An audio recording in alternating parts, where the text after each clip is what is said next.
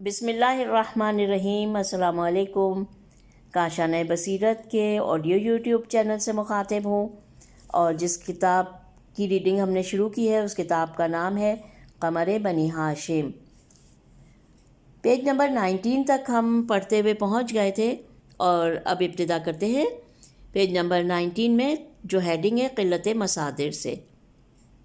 ایسے موضوعات پر قلم اٹھانے کے لیے ایک مزید زحمت یہ ہوتی ہے کہ قدیم ترین ماخذ کی قلت ہے، اور ان ماخذ نے ان موضوعات پر کام کرنے کی زحمت نہیں کی۔ ابتدائی کوشش یہی تھی کہ واقعات کو قدیم ترین ماخذ سے جمع کیا جائے، لیکن جب ان کا دامن خالی پایا گیا تو دوسروں کے دروازوں پر حاضری دینا پڑی۔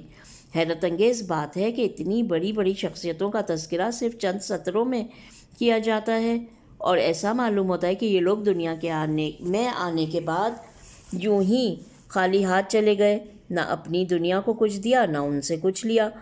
ان کی زندگی کیسی ایسے حجرے میں گزری ہے جہاں تک تاریخ کی شعاعوں کی رسائی ہی نہیں ہوئی، یا مورخ کی نگاہ پہنچنے ہی نہیں پائی۔ عام طور سے قدیم مصادر میں حضرت عباس کا ذکر اور ذکر دور موضوعات کے ذیل میں ملتا ہے، اولاد امیر المومنین اور شہدائے کربلا میں۔ عام طور پر قدیم مصادر میں حضرت عباس کا ذکر دو موضوعات کے ذیل میں ملتا ہے، اولاد امیر المومنین اور شہدائے کربلا۔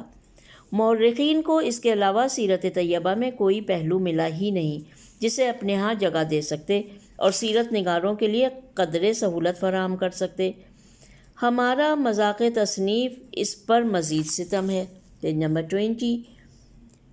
ملکی ماحول اور سماجی حالات نے ہمارے ذہنوں کو اختلافات کے سانچے میں اس طرح ڈھال دیا ہے کہ بحث و مباحثہ اور جنگ و جدل ہمارا اوڑھنا بچھونا بن گیا ہے۔ عوام سے لے کر خواص تک جسے دیکھو، سب کا انداز نظر اور سب کا طرز نگارش یکساں ہے۔ بیانات میں مناظرے کی چاشنی نہ آئے تو ان میں من البیان السحر کا مصداق نہ بنے، اور تحریر میں غیر کا حوالہ نہ آ جائے تو استناء اور اعتبار نہ پیدا ہو۔ ایسا معلوم ہوتا ہے کہ تمام استناء و استنار الزام ہی سے پیدا ہوتا ہے، اور سارا اعتبار اغیار کے مقدر ہی میں لکھ دیا گیا ہے۔ تحقیق کا تقاضا تو یہی تھا کہ ہر فریق کے روایات کو لے کر ان کو مقررہ معیاروں پر پرکھا جائے اور معتبر روایات پر اعتبار کیا جائے، چاہے وہ کسی فریق سے تعین رکھتی ہوں۔ اغیار کی روایات میں موضوع کا مل جانا الزام کی منزل میں کام آ سکتا ہے، لیکن تحقیق کی منزل میں اس کی کوئی قیمت نہیں ہے۔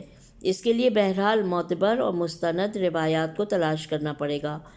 اس طرز فکر و نظر کے دو اہم نقصانات بھی ہوئے ہیں، ایک عوامی سطح پر اور ایک خواص کی سطح پر۔ عوامی سطح پر یہ نقصان ہوا ہے کہ عوام مسائل پر سنجیدگی سے غور کرنے کی صلاحیت کھو چکے ہیں۔ انہیں ہر مسئلے پر ایک ہی تحقیق درکار ہے کہ یہ روایت غیروں کے یہاں ہے یا نہیں ہے۔ ایسا معلوم ہوتا ہے کہ ان کے یہاں نہیں ہے تو معتبر ہی نہیں ہے، حالانکہ صحیح ذمہ داری یہی ہے کہ اپنے یہاں کی روایت کو میزانوں پر تول کر غیروں کے سامنے پیش کیا جاتا، اور ان کے ذہنوں سے یہ خیال نکال دیا جاتا کہ تمہاری کتب میں درج نہ ہونے کا مطلب عدم اعتبار ہے۔ اندراج و عدم اندراج مؤلف کے ذوق کا نتیجہ ہے، اس میں واقعے کو کوئی دخل نہیں ہے۔ واقعہ اپنی جملہ خصوصیات کے ساتھ پیش آتا ہے۔ اب مؤلف کو یہ اختیار ہے کہ وہ کتنے اجزاء کو قبول کرے اور کن اجزاء کو ترک کر دے۔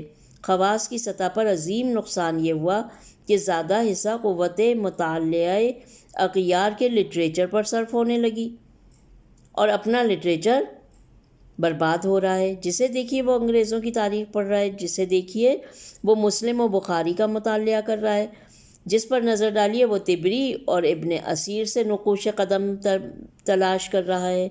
اپنی کتاب پڑھنے والے کم ہوتے جا رہے ہیں، اور اپنا لٹریچر کہنا و بوسیدہ ہوتا جا رہا ہے۔ اغیار کے جدید ترین مؤلفین نے ایک انداز یہ بھی نکالا ہے کہ ہمیں اپنے لٹریچر کے مطالعے میں لگا دیا ہے، اور خود ان مباحث کو اختلاقی کہہ کر دوسرے موضوعات میں لگ گئے۔ میرے خیال میں یہ اختلافی ہوگا، کہہ کر دوسرے موضوعات میں لگ گئے۔ اس طرح ہمارا وقت تو بہرحال صرف ہو رہا ہے اور وہ دوسرے میدانوں میں اپنی کارگزاری کا مظاہرہ کر رہے ہیں۔ عمومی ذہنوں پر حالات کی اثر اندازی کا ادنا نمونہ یہ ہے کہ ہمارے مناظراتی ماحول میں جب کسی شخص کے سامنے کوئی روایت نقل کی جاتی ہے اور اس کا کوئی ربط و تعلق معصومین کے فضائل سے ہوتا ہے تو وہ پہلا سوال یہ کرتا ہے کہ یہ روایت غیروں کی کس کتاب میں ہے۔ ایسا معلوم ہوتا ہے کہ فضائل معصومین غیروں کے اندراج کے محتاج ہیں، یا اغیار کے ترک کر دینے سے فضائل کی قدر و قیمت کم ہو جاتی ہے، یا ہماری ساری ذمہ داری صرف اغیار پر حجت تمام کرنا ہے۔ اپنے جذبہ مودت کی تسکین یا اپنے علم و عرفان کا اضافہ کوئی شے نہیں ہے۔ اس کے برخلاف اگر ایران و عراق کے ماحول میں روایت کے ساتھ اغیار کا نام لیا جائے تو فوراً چہرے کا رنگ بدل جاتا ہے، اور بنیادی سوال یہ پیدا ہوتا ہے کہ اپنے کسی عالم و مصنف نے اس واقعے کو نہیں نقل کیا؟ اگر انہوں نے نہیں نقل کیا تو روایت کا کیا اعتبار؟ اغیار کی نقل پر اعتبار کرنا خلاف عقل و انصاف ہے۔ وجہ صرف یہ ہے کہ ہمارے معاشرے نے روز اول سے بین الاقوامی ماحول میں زندگی گزاری ہے۔ ہمارے سامنے مختلف اقوام و علل اور ان کے نظریات و افکار رہے ہیں۔ میں باہمی اختلافات اور معاصرانہ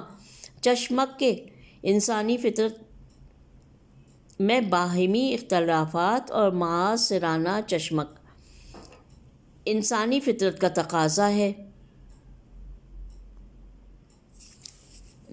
اس کو میں دوبارہ پڑھوں، تھوڑا سا یہ یہاں پر واضح نہیں لکھا ہوا، تو یہ پیرا میں دوبارہ پڑھ رہی ہوں، 3-4 لائنز کا جو ہے۔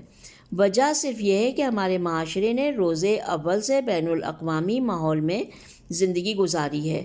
ہمارے سامنے مختلف اقوام و علل اور ان کے نظریات و افکار رہے ہیں۔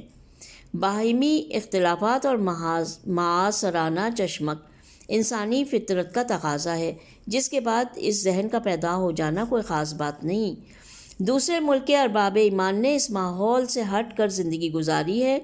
ان کے سامنے ایسے تلخ تجربات نہیں ہیں۔ وہ ہوائے اتحاد کے پروردہ اور فضائے محبت کے باشندے ہیں۔ انہیں اپنوں سے محبت ہے، غیروں سے کوئی رابطہ ہی نہیں۔ اب چونکہ مسئلہ حالات کی پیداوار ہے اور ذوق مقامی فضا سے پیدا ہوتا ہے، اس لیے کسی مقام پر بھی ممکن ہے کہ حالات میں تبدیلی آ جائے اور ذوق یکسر دگرگوں ہو جائے۔ پیج نمبر 23، تاریخ نامہرباں۔ ہماری ذاتی خواہش یہی تھی کہ کتاب کے جملہ مطالب تاریخ سے اخذ کیے جائیں اور تاریخی کو اپنا مدرک و ماخذ بنا جائے، لیکن اے بسا آرزو کے خاک شدہ! سنتا تھا کہ تاریخ مادر معلومات ہوا کرتی ہے، اس کے دامن میں ماضی کے جملہ حالات پائے جاتے ہیں، اس کے حافظے میں ہر حقیقت محفوظ رہتی ہے اور اس کا خزانہ کسی وقت بھی خالی نہیں ہوا کرتا۔ وہ انقلابات زمانہ کے ساتھ حقائق کی پرورش کیا کرتی ہے، لیکن دیکھا یہ کہ تاریخ ایک مادر نامہربان کے سوا کچھ نہیں ہے۔ یہ حالات کی پروردہ، درباروں کی نمک خوار، بارگاہوں کی حاضر باش اور ارباب قلم کی منت کش ہے۔ پیج نمبر 24، تاریخ صرف واقعہ نگاری ہوتی تو بھی اس پر اعتماد کرنا مشکل تھا۔ واقعہ قلمکار کی گردش قلم سے یکسر تبدیل ہو جایا کرتا ہے، اس کی روح دوسرے قالب میں چلی جاتی ہے اور وہ اپنی واقعیت کو کھو دیتا ہے۔ چہ جائے کا بقول ابن خلدون تاریخ واقعات کی کڑیوں کے تلاش کرنے کا نام نہیں ہے۔ چہ جائے کا بقول ابن خلدون تاریخ واقعات کی کڑیوں کے تلاش کرنے کا نام ہے۔ مورخ کا کام اسباب و علل کی جستجو کرنا ہے اور ان کی روشنی میں واقعات کا مرتب کرنا ہے، جس کے بعد یہ امکان قوی اور مستحکم ہو جاتا ہے کہ ہر مورخ اپنے ذوق کے مطابق حالات کو مرتب کرے اور جس واقعے کو جہاں مناسب سمجھے جگہ دے دے۔ واضح سی بات ہے کہ دنیا کا ہر انقلاب ابتدائی طور پر بغاوت کہا جاتا ہے۔ بغاوت کے بعد مقصد حاصل ہو جائے تو وہی بغاوت انقلاب بن جاتی ہے، ورنہ بغاوت کی بغاوت ہی رہ جاتی ہے۔ کامیابی اور کامیابی بھی خیالات اور رجحانات سے وابستہ ہے۔ انگریز مورخ تحریک آزادی میں حصہ لینے والوں کو باغیوں کے ذیل میں جگہ دیتا ہے، اور ہندوستانی مورخ انہی افراد کو مجاہدین کی صف میں بٹھاتا ہے۔ واقعہ ایک، حالات ایک، افراد ایک، لیکن تاریخ میں اتنا بڑا فرق۔ کیا یہ اس بات کا زندہ ثبوت نہیں ہے کہ تاریخ مورخ کے خیالات کی آئینہ دار ہوتی ہے، اور اس کے مندرجات پر آنکھ بند کر کے ایمان لانا ایک نادانی اور غفلت کے سوا کچھ بھی نہیں ہے۔ اسلامی تاریخ کے مورخین نے بھی اس ذہنیت کا ثبوت دیا ہے۔ انہوں نے جب بھی اپنے مقصد کے خلاف کوئی آواز دیکھی تو آواز اٹھانے والے کو باغی اور شورش پسند کا عنوان دیا، اور جب مقصد کی مخالفت کا سامان دیکھا تو قتل مسلم، زنائے محسنہ جیسے جرائم کے باوجود فاتح اعظم کے لقب سے نواز دیا۔ یہ بات نقل و قول کے انداز پر ہوتی تو مورخ کی نیت کا اندازہ نہ ہوتا اور اسے نیک دل قرار دے دیا جاتا، لیکن قیامت یہ ہے کہ یہ مورخین استنباطات ہیں، انہوں نے ہی ابواب قائم کیے ہیں، انہوں نے ہی ہر شخص کو الگ صف میں جگہ دی ہے، اور ہر ایک کی جداگانہ منزل معین کی ہے۔ Page number 25۔ تاریخی حقائق۔ دور حاضر میں حریت، مساوات، جمہوریت، ضمیر جیسے بے شمار لایعنی الفاظ کی طرح ایک لفظ تاریخی حقائق بھی ہے۔ اس لفظ کا استعمال صبح و شام عمل میں آتا رہتا ہے، لیکن چند ہی ایسے افراد ہوں گے جو اس کے معنی سے باخبر اور اس کے نتیجے کی طرف متوجہ ہوں۔ عالم یہ ہے کہ کوئی بھی واقعہ تاریخ کی کتاب میں لکھا ہوا دیکھا اور وہ تاریخی حقیقت بن گیا۔ کوئی کلمہ مورخ کی زبان قلم سے نکلا اور اسے تاریخی حقائق کا درجہ حاصل ہو گیا۔ ایسا معلوم ہوتا ہے کہ تاریخی حقائق کائنات ارض و سما میں وجود کے پابند نہیں ہیں، بلکہ ان کا تعلق صرف مورخ کے ذہن و قلم سے ہے۔ مورخ کہہ دے تو حقیقت، ورنہ بے ارزش۔ یہ رجحان اس حد تک آگے بڑھا کہ مسلمان ذہن کا طرز فکر ہی بدل گیا۔ کتب احادیث میں کوئی روایت دیکھی تو یہ کہہ کر ٹال دیا کہ یہ تو روایت ہے، اور تاریخ کی کتاب میں وہی روایت دیکھی تو اسے تاریخی حقیقت سمجھ لیا۔ معیار صرف یہ ہے کہ کتاب کا عنوان بدلنے سے واقعات کی نوعیت بدل جایا کرتی ہے۔ احادیث کی کتاب میں منقول واقعہ روایت ہوتا ہے، اور تاریخ کی کتاب میں مندرجہ روایت واقعہ بن جاتی ہے۔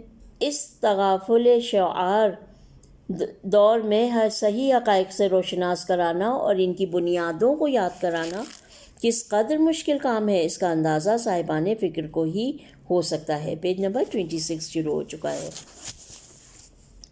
اساس تغافل۔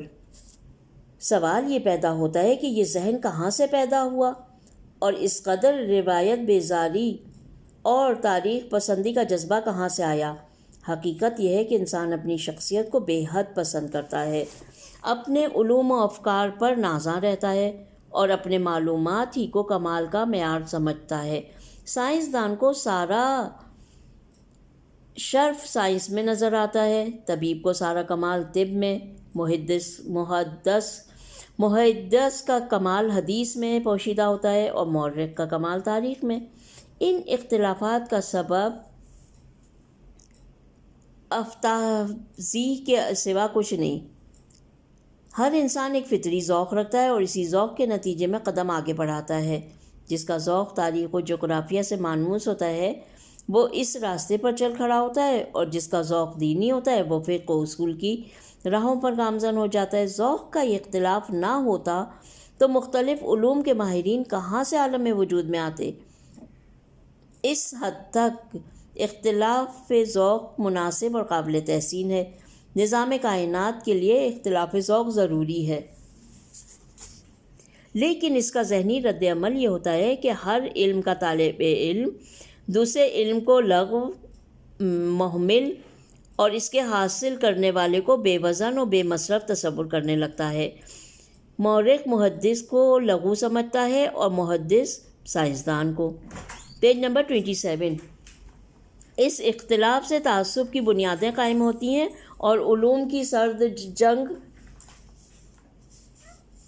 شروع ہو جاتی ہے۔ ہر صاحب علم دوسرے صاحب علم کے وقار کو تباہ کرنے کی فکر کرتا ہے، اور صاحب فن دوسرے فنکار کو محمل سمجھتا ہے۔ نتائج کچھ بھی ہوں، اس حقیقت سے بہرحال انکار نہیں کیا جا سکتا کہ اس طرح نہ حقائق بن سکتے ہیں نہ بدل سکتے ہیں۔ تاریخ پر ایمان کا بنیادی سبب یہ ہے کہ دور حاضر کے مروجہ نظام تعلیم میں ہر علم کو ایک مرتبہ حاصل ہے اور اسے ایک ضرورت قرار دیا گیا ہے، لیکن علوم دین و مذہب کا کوئی ذکر نہیں۔ نصاب تعلیم سے اخلاق، مذہب، دین و کردار سب کو خارج کر دیا گیا ہے، جس کا نتیجہ یہ ہے کہ بڑے سے بڑا ماہر فن بھی گھریلو ماحول کا پروردہ نہ ہو تو انتہائی غیر مہذب ہوتا ہے اور اس کا اخلاق و کردار سے کوئی ربط نہیں ہوتا۔ تاریخ کا مزید امتیاز یہ ہے کہ اس کا تعلق ہر علم و فن سے ہے، اور جدید طریقہ تعلیم میں ہر علم کے مسائل کے ساتھ اس کی تاریخ بھی پڑھائی جاتی ہے۔ گویا طالب علم پر ایک لاشعوری اثر یہ ہوتا ہے کہ علم تاریخ تمام علوم و فنون کی بنیاد ہے، اور تاریخ کے بغیر علم کے راستے پر قدم رکھنا اندھیرے میں راستہ طے کرنے کے مصداق ہے۔ اس لاشعور کا اثر آئندہ زندگی پر پڑتا ہے، اور تاریخ کی اصالت ہر ذہن کو اپنے سانچے میں ڈھال لیتی ہے۔ اب تاریخی بیان ہی سب کچھ ہوتا ہے اور باقی بیانات کچھ نہیں ہوتے۔ Page number 28۔ علوم دین و مذہب کی حرمہ نصیبی کا یہ عالم ہے کہ انہیں مدارس میں جگہ نہیں دی گئی۔ نصاب تعلیم میں ان کی کوئی منزل ہی نہیں ہے۔ بڑے سے بڑا قابل انسان بھی ان کے مقابلے میں جاہل مطلق ہوتا ہے، اور یہ جہالت زعم علم سے ٹکرا کر ایک نئی شورش وجود میں لے آتی ہے۔ تاریخ کی عظمت کا ڈھنڈورا پیٹا جاتا ہے اور مسائل دینی و مذہب کا مذاق اڑایا جاتا ہے۔ اس طرح اپنا علم کام بھی آ جاتا ہے اور اپنی جہالت کی پردہ پوشی بھی ہو جاتی ہے۔ تاریخی حقائق کا پروپیگنڈا کسی تاریخ کی عزت و وقار کے تحت نہیں ہے، بلکہ اپنے علمی و وقار کے تحفظ کے ذیل میں ہے۔ حیرت ان ارباب علم پر ہے جو دونوں قسم کے قدیم و جدید علوم سے باخبر ہیں، اور اس کے باوجود روایت و احادیث کے مقابلے میں تاریخ کے بیانات کو اہمیت دیتے ہیں۔ تاریخی امتیاز، اب یہ ہیڈنگ آتی ہے۔ علوم شریعت کے مقابلے میں تاریخ کا ایک امتیاز یہ بھی ہے کہ شریعت کے علوم اور فنون کے تعلق ایک محدود دنیا سے ہے۔ اس سے انسان کے عقائدی جذبات و میلانات وابستہ ہوتے ہیں، اور تعصب و تنگ نظری کے امکانات کثرت سے پائے جاتے ہیں۔ تاریخ کے مسائل اس سے بالکل مختلف ہیں۔ اس سے عام طور پر جذبات و احساسات کا رابطہ نہیں ہوتا۔ یہ کہنے کا امکان رہتا ہے کہ مورخ نے غیر جانبداری سے کام لیا ہے۔ تاریخی مسائل میں متشرقین کی ساری اہمیت یہی ہے کہ انہیں مسلمانوں کے معاملات میں غیر جانبدار فرض کیا گیا ہے، اور اس طرح ان کے بیانات کو وحی منزل کا درجہ دیا گیا ہے۔ حالانکہ نگاہ غائب سے دیکھا جائے تو نہ تاریخ کے موضوعات غیر جانبداری کے موضوعات ہیں، نہ مورخ ان مسائل میں غیر جانبدار رہ سکتا ہے۔ تاریخی مسائل کی دو قسمیں ہیں۔ بعض مسائل کا تعلق عمومی زندگی سے ہے، جس میں عقیدہ و عقیدت کا کوئی دخل نہیں ہے، اور نفی و اثبات مورخ کی نظر میں برابر کی حیثیت رکھتے ہیں۔ اور بعض کا تعلق مذہبی اور جذباتی دنیا سے ہے کہ اس میں دنیا کا کوئی بھی انسان غیر جانبدار نہیں رہ سکتا، جیسے صدر اول کی تاریخ، کہ اس میں مورخ اپنے خیالات کو مخصوص رجحانات سے الگ نہیں رکھ سکتا۔ مورخ کا یہ کہنا آسان ہے کہ میں نے غیر جانبداری سے کام لیا ہے اور مسائل کو صحیح صورت میں درج کیا ہے، لیکن حقیقی اعتبار سے ایسا عملاً ممکن نہیں ہے۔ مذہبی جذبات داخل سے تعلق رکھتے ہیں اور تاریخی بیانات خارج سے۔ داخلی کیفیات خارجی بیانات پر بہرحال اثر انداز ہو سکتے ہیں، لیکن خارجی واقعات داخلی کیفیات کی تشکیل نہیں کر سکتے۔ دنیا کے کسی بڑے سے بڑے غیر متصب اور غیر جانبدار کی تاریخ لے لیجئے، صرف ایک نظر میں معلوم ہو جائے گا کہ مورخ کا مذہب و عقیدہ کیا ہے۔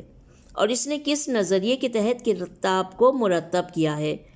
معمولی سی بات یہ ہے کہ بعض مورخین رسول اکرم صلی اللہ علیہ وآلہ وسلم کا ذکر کرتے ہوئے صلی اللہ علیہ وسلم لکھتے ہیں، اور بعض صلی اللہ علیہ وآلہ وسلم۔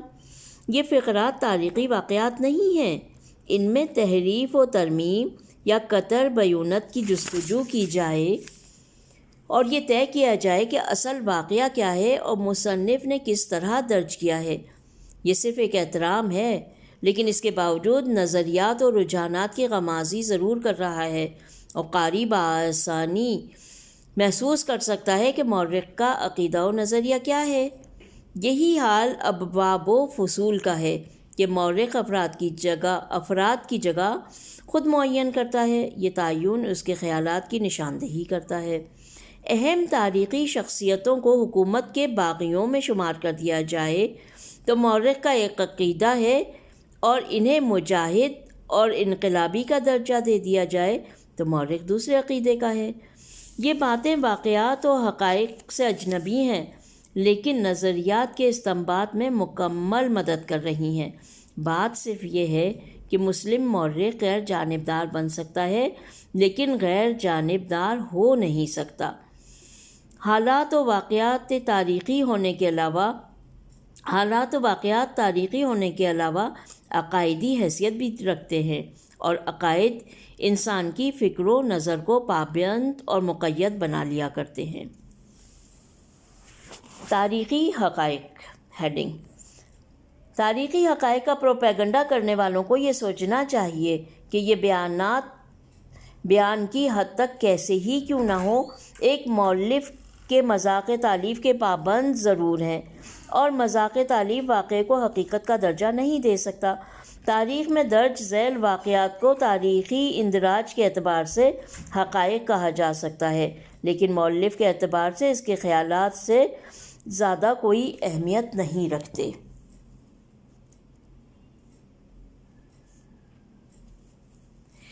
یہاں پر ہم اپنی ریڈنگ